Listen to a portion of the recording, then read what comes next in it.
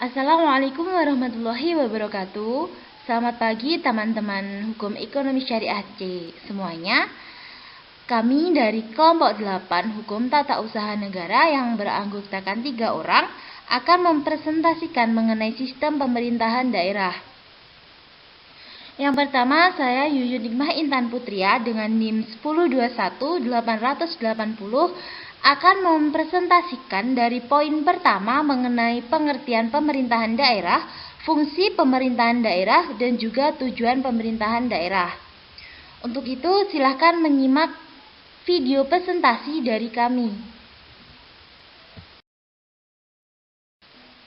Yang pertama mengenai pengertian pemerintahan daerah. Dalam Undang-Undang Republik Indonesia tahun 1945 pada bab 6 pasal 18 ayat 1 tentang pemerintahan daerah dinyatakan bahwa Negara Kesatuan Republik Indonesia dibagi atas daerah-daerah provinsi dan daerah provinsi itu dibagi atas kabupaten dan kota yang tiap-tiap provinsi, kabupaten, atau kota itu mempunyai pemerintahan daerah yang diatur dengan undang-undang. Di sini jelas bahwa provinsi merupakan tingkat pertama pembagian wilayah di Indonesia. Nah, kemudian disusul oleh kabupaten dan kota. Di provinsi, kabupaten, dan kota, mereka menyelenggarakan, mengatur atau mengurus sendiri pemerintahannya sesuai dengan asas otonom dan tugas pembantuan.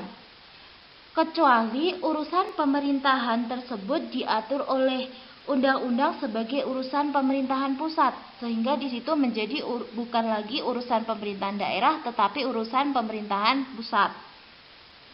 Nah, apa itu pemerintahan daerah? Ada dua kata dalam pemerintahan daerah. Yang pertama adalah pemerintahan dan daerah. Pemerintahan dapat diartikan dalam dua makna. Yang pertama makna luas dan makna sempit. Dalam makna luas, pemerintahan diartikan sebagai kekuasaan yang tidak hanya meliputi kekuasaan eksekutif saja, tetapi juga kekuasaan legislatif maupun yudikatif. Sehingga ada 3 kekuasaan dalam makna luas, yaitu kekuasaan legislatif, yudikatif, dan eksekutif. Sedangkan dalam makna sempit, pemerintahan itu diartikan sebagai kekuasaan eksekutif saja. Dapat disimpulkan bahwa pemerintahan daerah adalah penyelenggaraan urusan pemerintahan oleh pemerintah daerah dan Dewan Perwakilan Rakyat Daerah menurut azas otonomi dan tugas pembantuan dengan prinsip otonom seluas-luasnya dalam sistem dan prinsip NKRI sebagaimana tercantum dalam Undang-Undang RI tahun 1945. Nah, dalam pengertian tersebut ada 2 unsur dalam pemerintahan daerah. Yang pertama ada pemerintah daerah dan yang kedua ada Dewan Perwakilan Rakyat Daerah. Pemerintah daerah yaitu kepala daerah yang sebagai penyelenggara pemerintah daerah yang memimpin pelaksanaan urusan pemerintahan daerah tersebut. Sedangkan Dewan Perwakilan Rakyat Daerah atau DPRD itu merupakan lembaga perwakilan rakyat yang berkedudukan di daerah atau di provinsi atau kabupaten untuk menyelenggarakan urusan pemerintahan daerah tersebut. Yang kedua mengenai fungsi pemerintahan daerah. Tata cara fungsi pemerintahan daerah sudah diatur dalam Undang-Undang Nomor 32 Tahun 2004 Pasal 19 sebagaimana tercantum atau tertulis dalam makalah. Adapun fungsi pemerintahan daerah yang pertama untuk melayani masyarakat dan yang kedua tentunya untuk mempermudah koordinasi antara pemerintah daerah dengan pemerintah pusat untuk kepentingan masyarakat. Adapun fungsi pemerintahan daerah untuk melayani masyarakat itu tentunya dibutuhkan anggaran sebagai penunjang kepentingan masyarakat. Dan anggaran tersebut disusun dalam APBD atau anggaran pendapatan dan belanja daerah. Poin ketiga mengenai tujuan pemerintahan daerah. Adapun tujuan pemerintahan daerah itu dapat digunakan untuk meningkatkan pelayanan masyarakat, mengembangkan kehidupan berdemokrasi, meratakan pembangunan daerah, mendorong pemberdayaan masyarakat, hingga menimbulkan kreativitas dalam masyarakat.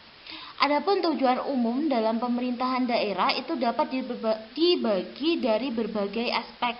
Yang pertama dari aspek politik, itu pemerintahan daerah digunakan untuk menjaga tetap tegak dan utuhnya NKRI berdasarkan Pancasila dan Undang-Undang 1945, yang dimana itu dikonstruksikan atau dituangkan dalam sistem pemerintahan pusat dan pemerintahan daerah.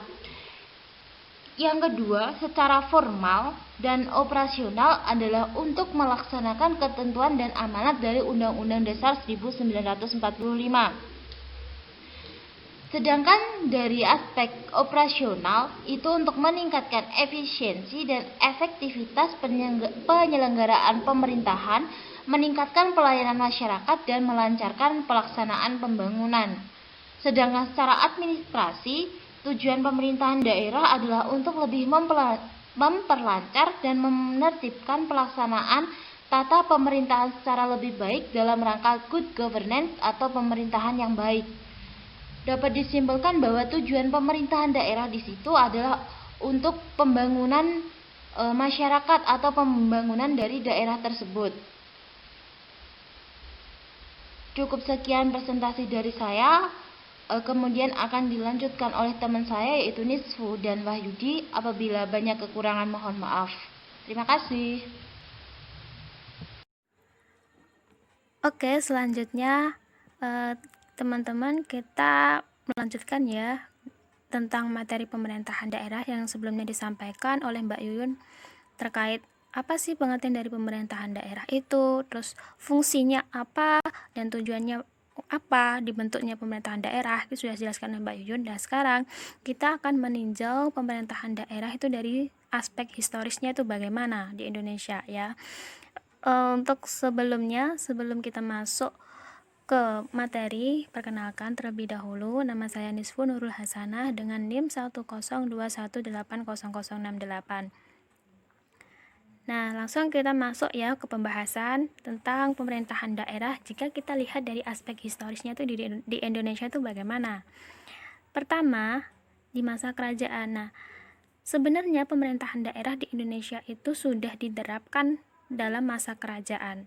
Nah, masa kerajaan itu biasanya di sini dijelaskan bahwa biasa dibagi menjadi 5 daerah menurut arah mata angin, dan pusat wilayahnya atau pusat pemerintahan itu berada di tengah-tengah wilayah, dan wilayah yang lain itu dikuasai oleh para menteri ataupun putra mahkota. Dan di sini di dalam Babat Tanah Jawi juga diuraikan bahwa pada masa pemerintahan Mataram itu dikenal dengan jabatan Tumenggung. Nah, jabatan Tumenggung ini kemudian di masa Hindia Belanda itu dikenal dengan jabatan Bupati dan diresmikan sebagai jabatan pimpinan kabupaten. Nah, dari sini kita ketahui bahwa dalam masa kerajaan pun dalam pemerintahan itu juga sudah ada diterapkan pemerintahan daerah gitu. Jadi untuk sistem pemerintahan ada pemerintahan pusat dan ada pemerintahan daerah-daerah yang dipimpin oleh beberapa jabatan tadi seperti Tumenggung, Bupati. Tumenggung itu kalau di masa Hindia Belanda itu dikenal dengan Bupati dan bahkan itu diresmikan sebagai jabatan pimpinan kabupaten. Lalu di era pemerintahan Majapahit juga, Majapahit kan pemerintahnya sangat luas ya, bahkan sampai mencapai Thailand, sampai mencapai Malaysia seperti itu. Dan itu kan nggak mungkin kalau hanya berpusat pada pemerintahan pusat. Pastinya setiap daerah itu pasti ada pemimpinnya seperti itu. Jadi di masa kerajaan itu sudah diterapkan pemerintahan daerah di Indonesia. Kemudian kita beralih setelah masa kerajaan di Indonesia ada pendatang baru nih, yaitu Hindia Belanda yang menjajah kita hampir 350 abad lamanya. Nah, di masa kekuasaan Belanda ini itu juga diterapkan adanya pemerintahan daerah, di mana struktur organisasi pemerintahannya itu terdiri dari gubernur, itu kepala pemerintahan. Lalu College Gedeputerden itu Dewan Pemerintah, dan Provincial Raad itu Dewan Perwakilan Provinsi. Jadi di sini sudah ada nih susunan atau hierarki sistem kekuasaan yang diterapkan pada masa kekuasaan Belanda saat menjajah di Indonesia. Lalu pada masa kekuasaan Jepang itu juga terbagi daerah-daerah seperti itu. Karena kan diketahui bahwa Indonesia itu sangat luas loh. Kalau enggak pakai sistem pemerintahan daerah, pasti sulit sekali untuk mengakses atau menyalurkan kebijakan-kebijakan dari pemerintah itu kepada masyarakatnya. Kalau nggak cepat, maksudnya itu nggak cepat sih, kebijakannya nggak cepat akan sampai ke masyarakat dan nggak cepat untuk diterapkan di masyarakat. Untuk kekuasaan Jepang itu daerah terbagi atas shu karesidenan, ada shi kota, ken kabupaten, gun kawedanan, sen kecamatan, dan ku desa. Jadi sini sudah di Jepang ini mah sudah sangat-sangat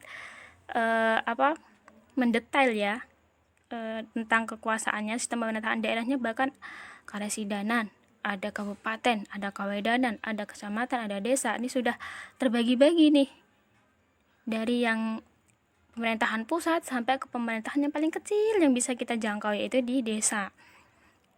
Untuk di masa kemerdekaan, nah ini di masa kemerdekaan itu Indonesia juga sudah langsung menerapkan sistem pemerintahan daerah.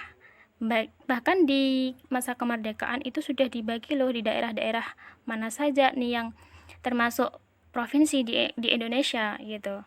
Dan provinsi tersebut juga berubah seiring berkembangnya zaman. Jadi ada perbaruan tentang provinsi-provinsi baru yang ada di Indonesia. Nah, di sini dijelaskan bahwa pada masa kemerdekaan, pembagian NKRI itu dalam daerah-daerah sesuai peraturan perundang-undangan yang berlaku.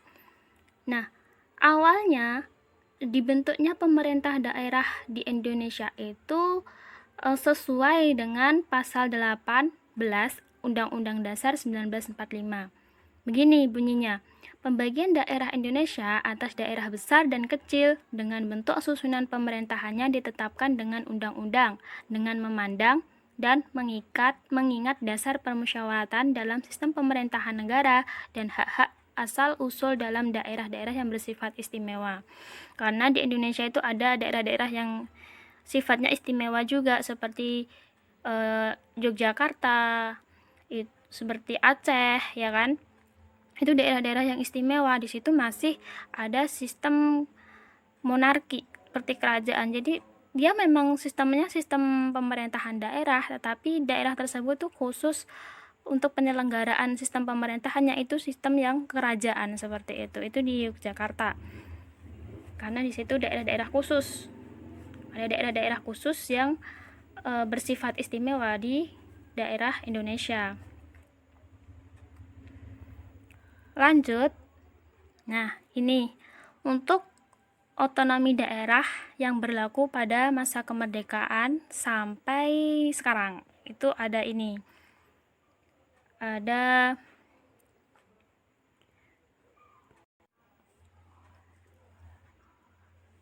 otonomi daerah yang dimana Indonesia baru pertama kali merdeka, itu tahun 1945. Itu diatur dalam Undang-Undang Nomor 1 tahun 1945 tentang kedudukan Komite Nasional Daerah. Nah, undang-undang ini itu menekankan pada aspek cita-cita kedaulatan rakyat melalui pengaturan pembentukan Badan Perwakilan Rakyat Daerah yang terdiri dari 3 daerah otonomi, ada karesidenan, kabupaten, dan kota. Otonomi daerah ini diberikan kepada daerah bersamaan pada saat pembentukan daerah. Jadi undang-undang ini itu disahkan saat pembentukan daerah. Jadi pembentukan daerah juga langsung disahkan undang-undang ini terkait tentang bentuk hierarki pemerintahan daerah itu seperti apa. Ada karesidenan, kabupaten, dan kota. Seperti itu. Nah, undang-undang ini berupa kewenangan pangkal yang sangat terbatas dan selama kurun waktu 3 tahun belum ada peraturan pemerintah yang mengaturnya. Jadi hanya undang-undang ini aja tentang adanya otonomi daerah, ada pembentukan daerah kan, langsung terus ada otonomi yang mengatur pemerintahan daerah itu dengan hierarki 3 daerah otonom, karesidenan, kabupaten, kota. Tetapi belum ada peraturan pemerintah yang mengatur hal ini tentang undang-undang ini. Lalu selanjutnya tahun 1948. Nah, kalau tahun 1948 itu Undang-Undang Nomor 22 tahun 1948 tentang pemerintahan daerah. Di sini undang-undang ini tuh berfokus pada pengaturan tentang susunan pemerintahan daerah yang demokratis. Nah, dalam undang-undang ini itu ada 2 jenis daerah otonom, yaitu daerah otonomi biasa dan daerah otonomi istimewa. Serta ada 3 tingkatan daerah otonom, yaitu provinsi, kabupaten, dan desa. Itu. Lanjut ke tahun 1957. Di sini ada Undang-Undang Nomor 1 tahun 1957 tentang pokok-pokok pemerintahan daerah. Nah, undang-undang ini berlaku secara seragam di seluruh Indonesia. Tahun 1957 ya. Titik beratnya adalah pada pengaturan aspek otonomi yang seluas-luasnya. Di dalam undang-undang ini ada 3 daerah otonomi. Ada tingkat 1, itu Kota Praja Jakarta Raya, tingkat 2 dan tingkat 3. Dalam pelaksanaan otonomi daerah semakin mendapat perhatian pemerintah pusat kan tahun ini. Nah, di mana pemerintah pusat itu diwajibkan melaksanakan politik desentralisasi di samping dekonsentrasi. Namun demikian, otonomi daerah saat berlakunya undang-undang ini juga belum bisa dilakukan sepenuhnya. Karena masih ada nuansa sentralisasi di sini. Kan harusnya ada asas desentralisasi, ada asas dekonsentrasi, tapi di sini dalam undang-undang ini ketika berlaku itu masih kental dengan nuansa sentralisasi. Jadi masih fokus ke pemerintah pusat terus gitu. Jadi untuk otonomi daerahnya belum terlalu berlaku. Lanjut untuk tahun 1965. Di mana ada Undang-Undang Nomor 18 tahun 1965 tentang pokok-pokok pemerintahan daerah. Nah, undang-undang ini sudah menganut sistem otonomi yang seluas-luasnya. Pembagian daerah otonomi udah 3 tingkatan. Udah ada provinsi sebagai daerah tingkat 1, kabupaten atau kota madya itu daerah tingkat 2, dan kecamatan atau kota praja sebagai daerah tingkat 3. Nah, walaupun undang-undang itu menganut sistem otonomi yang seluas-luasnya, tetapi tidak ada satupun peraturan pemerintah yang diterbitkan dalam rangka penyerahan sebagian urusan pemerintahan atau desentralisasi kepada daerah. Maka, undang-undang ini juga belum bisa dilaksanakan dengan sepenuh-penuhnya. Jadi, dalam tahun 1965 ini sebenarnya undang-undang ini tuh sudah relevan ya untuk diterapkannya sistem otonomi daerah di daerah-daerah di Indonesia. Udah diatur pula tingkat-tingkatannya, udah ada undang-undangnya, tapi sayangnya belum ada peraturan pemerintah yang diterbitkan sebagai penyerahan urusan pemerintahan kepada daerah. Jadi belum ada penyerahan secara khususnya dari pemerintah itu untuk diserahkan kepada daerah. Lanjut kepada tahun 1974. Ada Undang-Undang Nomor 5 tahun 1974 tentang ketentuan-ketentuan pokok pemerintahan daerah. Nah, dalam undang-undang ini azas desentralisasi dilaksanakan bersamaan dengan asas dekonsentralisasi dan Medebewin. Medebewin itu adalah tugas pembantuan. Jadi bisa diartikan Medebewin itu adalah penugasan dari pemerintah kepada daerah, atau dari daerah kepada desa, atau dari provinsi gitu kepada kabupaten, atau dari kabupaten kepada desa gitu. Jadi penyerahan kita bahasanya gini deh, penyerahan kewenangan dari pemerintah pusat kepada pemerintah daerah untuk mengatur urusannya sendiri, maupun dari pemerintah daerah kepada pemerintah kabupaten, dan seterusnya sampai hierarki yang paling bawah di desa gitu. Itu yang namanya Medebewin. Nah, di sini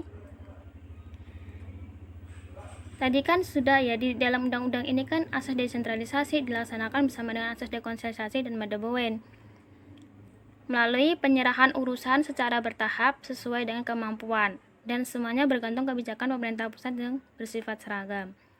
Nah, dalam mengelola sumber daya alamnya di sini sepenuhnya itu menjadi wewenang pemerintah pusat.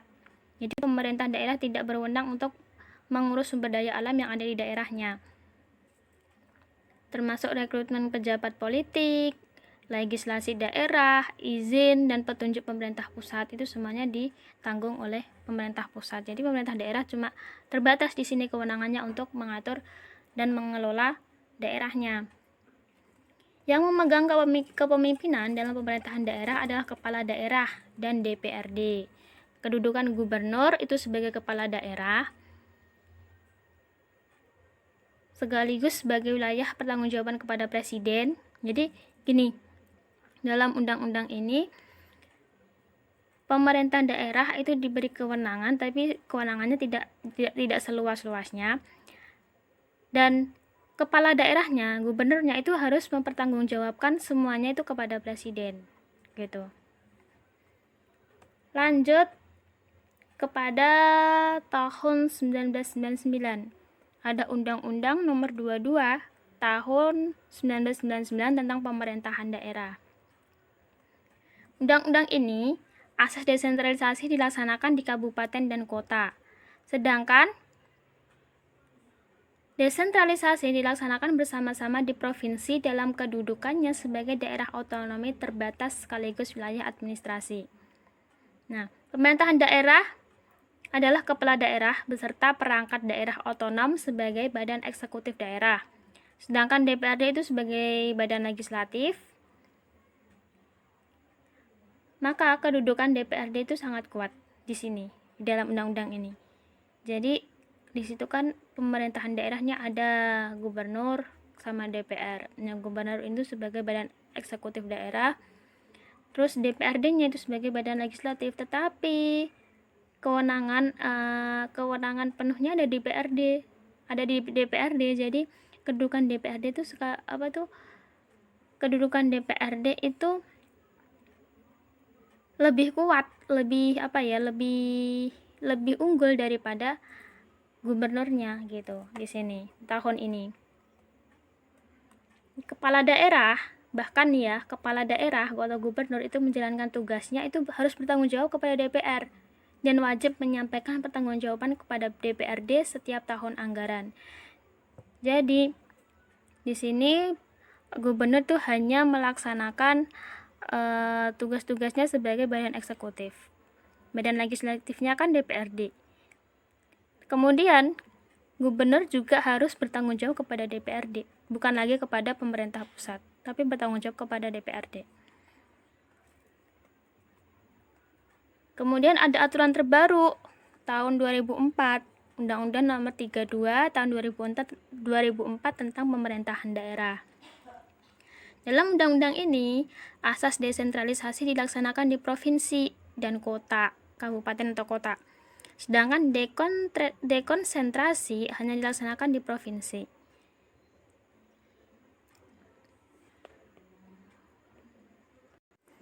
Bedanya dengan tahun 1999, di tahun 2004 itu ada perubahan, yakni gubernur itu tidak lagi bertanggung jawab kepada DPRD. Kepala daerah itu tidak bertanggung jawab lagi kepada DPRD, tetapi bertanggung jawabnya kepada presiden sebagai pemerintah pusat. Ya, tanggung jawabnya kepada presiden, bukan kepada DPRD lagi.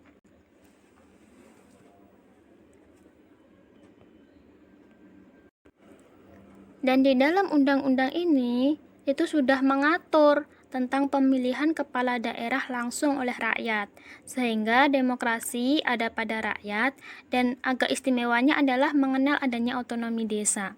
Nah, tahun 2004 itu sudah menjadi landasan hukumnya otonomi daerah di Indonesia yang sampai saat ini itu masih berlaku di sini. Itu teman-teman yang bisa saya sampaikan tentang sejarah, atau kita bisa melihat otonomi daerah atau sistem pemerintahan daerah melalui aspek sejarah itu bagaimana sih sampai bisa berlaku di Indonesia, dan Indonesia itu cocok untuk menggunakan sistem pemerintahan daerah ini bagaimana gitu.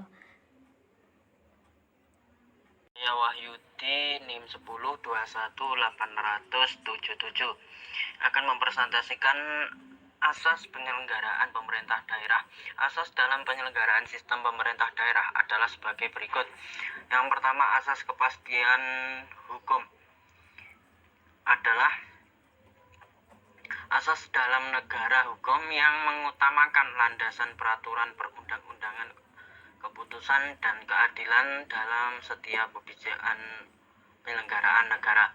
Yang kedua, asas penyelenggaraan negara sebagai asas yang menjadi landasan ketertentuan, keselesaian, dan keseimbangan dalam pengadilan penyelenggaraan negara. Yang ketiga, asas kepastian umum, yakni asas yang mendahulukan kesejahteraan umum dengan aspiratif, akomodatif, dan selektif. Yang keempat, asas keterbukaan, yakni asas yang membuka diri terhadap hak masyarakat untuk memperoleh informasi dan yang benar dan jujur. Yang kelima, asas profesionalitas, yakni asas yang mengutamakan keseimbangan antara hak dan kewajiban penyelenggara negara.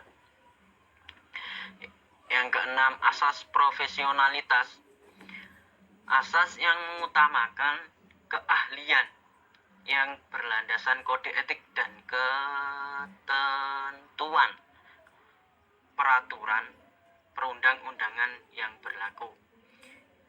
Yang terakhir, yakni asas akuntabilitas, yaitu asas yang menentukan bahwa setiap kegiatan dan hasil akhir dan kegiatan penyelenggaraan negara harus dapat dipertanggungjawabkan kepada masyarakat. Prinsip penyelenggaraan pemerintah daerah berdasarkan Undang-Undang Nomor 22 Tahun 1999. Yang pertama, penyelenggaraan otonomi daerah dilandaskan dengan perhatikan aspek demokrasi, keadilan pemerintah, serta potensi dan keanekaragaman daerah. Yang kedua, pelaksanaan otonomi daerah didasarkan pada otonom luas, nyata, dan bertanggung jawab. Yang ketiga, pelaksanaan otonomi daerah yang luas dan utuh diletakkan pada daerah kabupaten dan daerah kota, sedang otonomi daerah provinsi merupakan otonomi yang terbatas. Yang keempat, pelaksanaan otonomi daerah harus sesuai dengan konstitusi negara sehingga tetap terjamin hubungan yang serasi antara pusat dan negara serta antara daerah.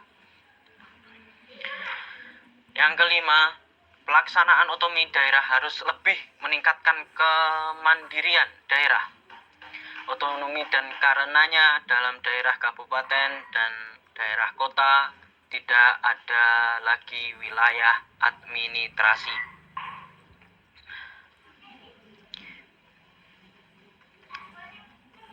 Yang selanjutnya, pelaksanaan otonomi daerah harus lebih meningkatkan peran dan fungsi badan legislatif daerah, baik fungsi legislatif, fungsi pengawasan, maupun fungsi